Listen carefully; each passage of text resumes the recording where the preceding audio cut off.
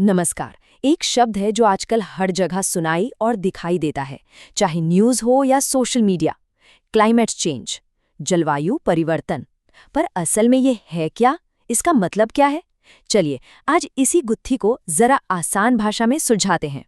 हम सब ये महसूस कर रहे हैं, है ना, कि गर्मियां साल दर साल और ज्यादा गर्म होती जा रही हैं।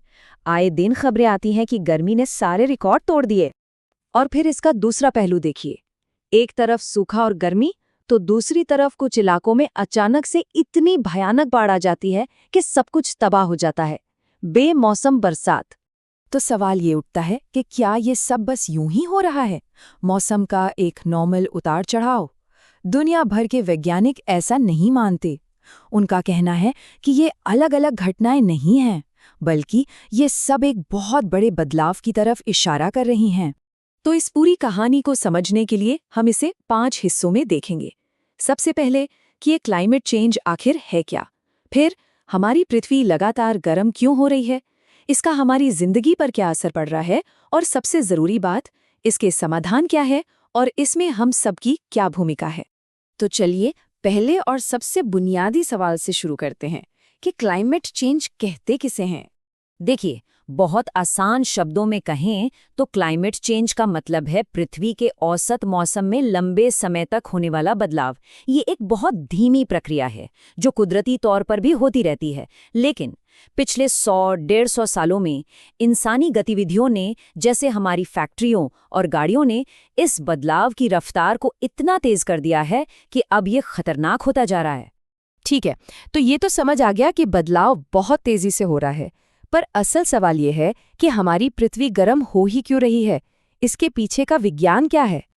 तो होता क्या है, चलिए इसकी पूरी प्रक्रिया को समझते हैं। देखिए, हमारी इंडस्ट्रीज हैं, गाड़ियां हैं, इनको चलाने के लिए हम कोयला, तेल और गैस जलाते हैं, है ना। अब जब ये जलते हैं तो इनसे कार्बन डाइऑक्साइड जैसी गैसें निकलती हैं और सीधा हमारे वायुमंडल में, मतलब एटमॉस्फेयर में जाके जमा हो जाती हैं।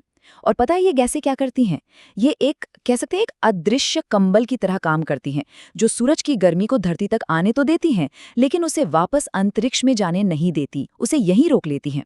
और नतीजा जाहिर है, ये जो गर्मी फंस गई है वो धीरे धीरे हमारे ग्रह को, हमारी पृथ्वी को गर्म कर रही है। गर्मी को रोकने वाले इसी असर को वैज्ञानिक ग्रीन हाउस इफेक्ट कहते हैं। वैसे तो ये एक कुदरती प्रक्रिया है और थोड़ी मात्रा में ये गैसें पृथ्वी पर जीवन के लिए जरूरी भी हैं ताकि वो गर्म रहे। पर मुश्किल तब शुरू होती है जब इन गैसों की मात्रा जरूरत से बहुत ज्यादा बढ़ जाती है और वो कंबल मोटा होता जाता है। और इसी बढ़े हुए ग्रीन हाउस इफेक्ट का जो सीधा नतीजा है वो है ग्लोबल वार्मिंग, मतलब पृथ्वी के औसत तापमान में लगातार बढ़ोतरी होना, जो आज हम सभी महसूस कर रहे हैं।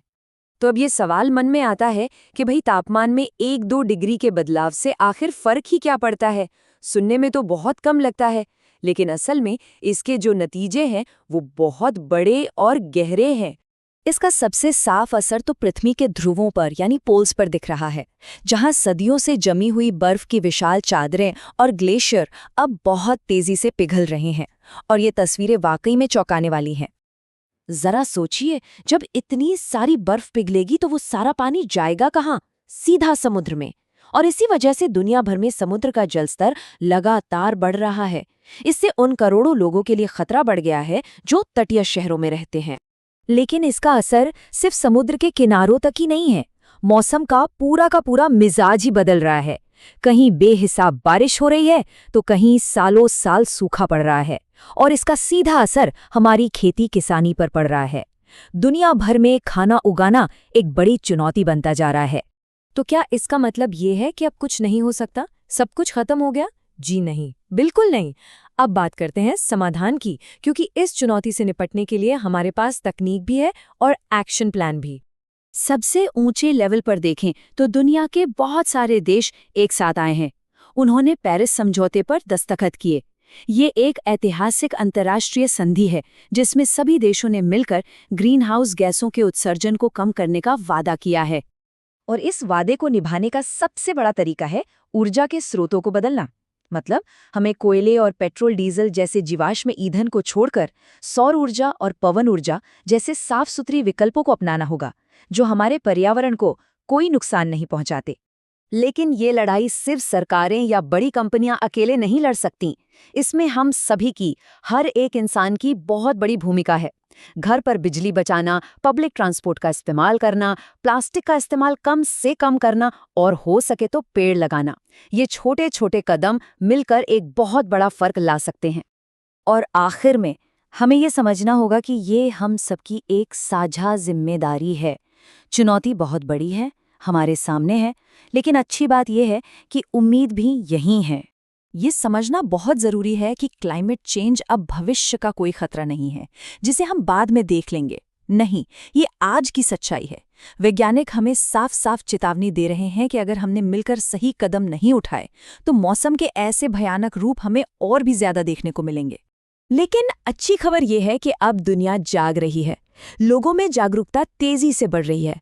सरकारें, कंपनियां और खास तौर पर आज की युवा पीढ़ी इस मुद्दे को लेकर पहले से कहीं ज्यादा गंभीर है और एक्शन भी ले रही हैं।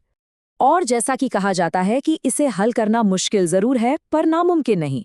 इतिहास गवाह है, इंसानियत ने पहले भी बड़ी बड़ी चुनौतियों का सामना किया है और अपने इनोवेशन और अपनी एकजुटता के दम पर हर बार समाधान खोजा है। तो अंत में बस एक सवाल बचता है जिसे हम सबको खुद से पूछना चाहिए।